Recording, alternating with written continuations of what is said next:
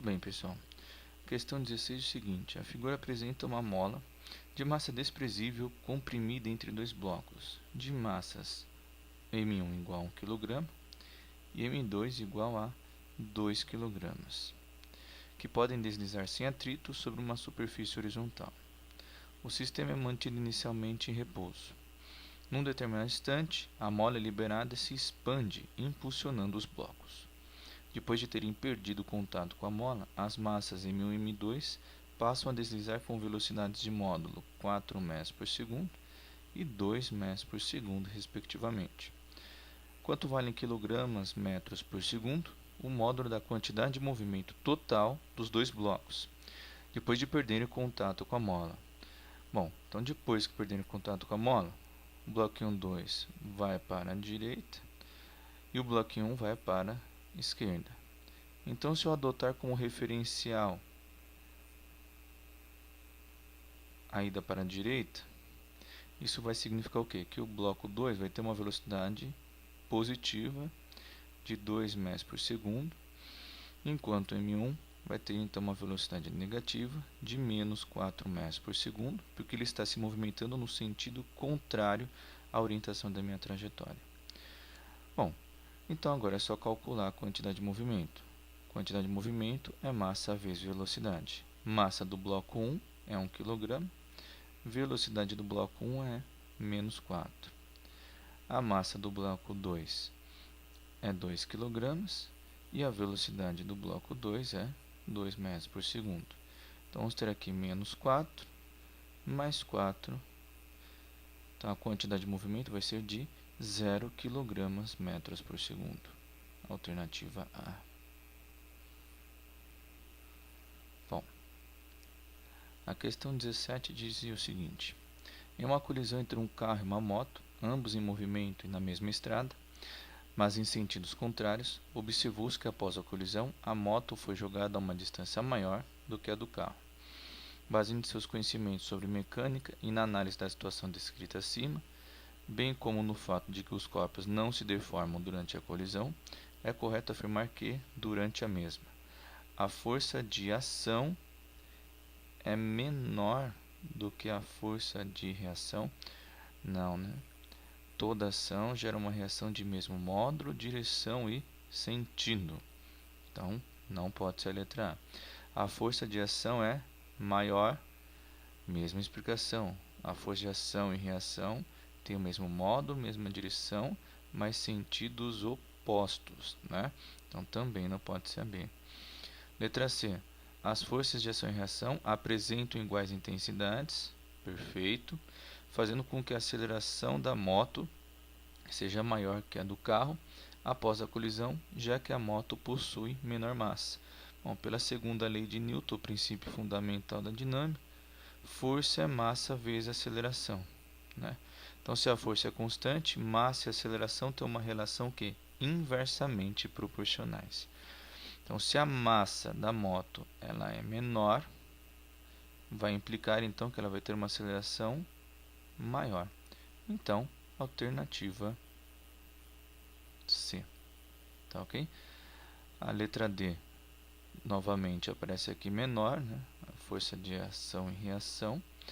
E fala que exercerá maior força. Não vai exercer maior força, né? A intensidade da força entre eles é a mesma.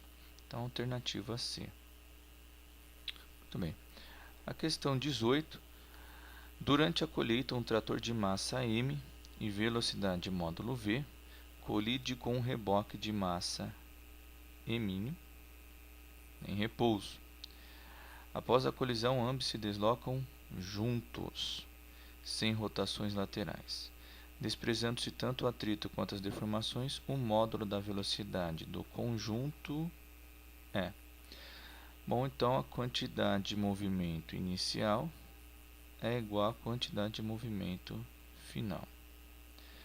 Inicialmente só tem o trator de massa M com velocidade V', uma vez que o reboque está em repouso. Então aqui a gente vai ter Emão vezes V'. Depois da colisão eles vão se mover juntos. Então você vai ter que ter a massa do grandão mais a massa do pequenininho.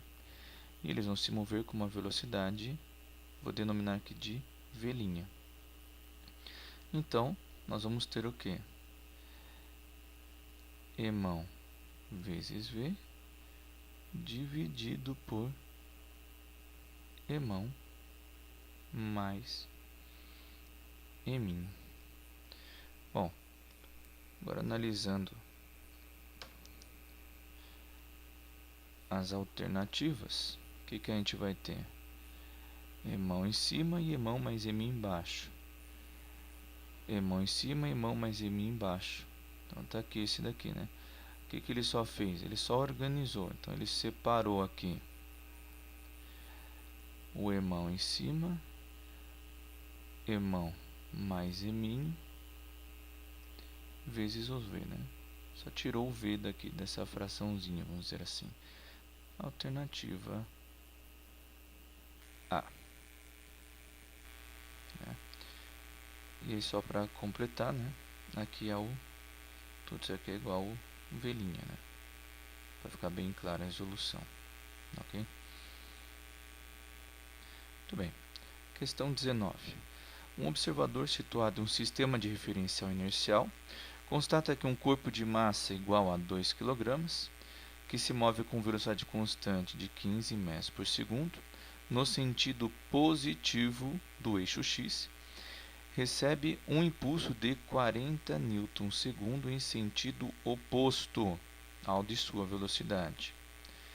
Para esse observador, com que velocidade especificada em módulo e sentido, o corpo se move imediatamente após o impulso.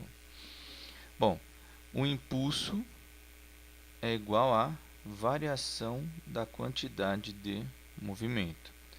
Então, impulso nesse caso vai ser quem? A quantidade de movimento final menos a quantidade de movimento inicial. Como o impulso nesse caso ele está em sentido oposto, ele vai valer quanto? Menos 40. Por quê? Porque ele está no sentido oposto à orientação da minha velocidade.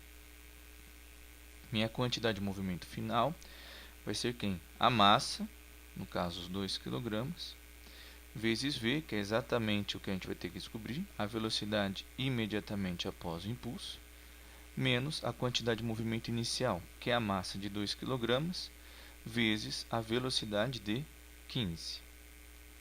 Então, vamos ter aqui menos 40, igual a 2v, menos 30. Menos 40 mais 30 é igual a 2v. Então, vamos fazer nesse cantinho aqui a continuação. Menos 40 mais 30 é menos 10, igual a 2v. Então, menos 10 dividido por 2 é igual a v. Então, v é igual a menos 5 metros por segundo. Alternativa D.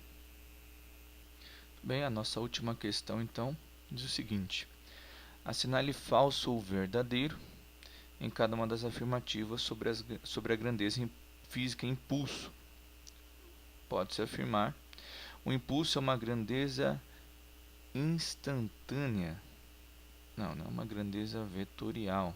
Né? Tem módulo, direção e sentido.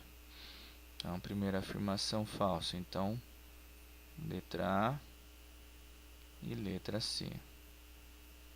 A direção e o sentido do impulso são os mesmos da força aplicada sobre o corpo, com certeza, né? Pela própria definição de impulso, que é força vezes um intervalo de tempo. Então, o impulso é vetorial e ele vai ter o mesmo direção e sentido da força. Então, essa daqui é verdadeira. Então, já vamos dar tchau para a letra D. Com isso, já sabemos que a terceira afirmação é verdadeira. Né? A força que produz o impulso é causada pela interação dos corpos que colidem. Né? Sim. E aí a última. O impulso mede a quantidade de movimento do corpo. Cuidado, ele não mede a quantidade. O impulso, ele mede a variação da quantidade de movimento. Então, essa última afirmação ela é falsa.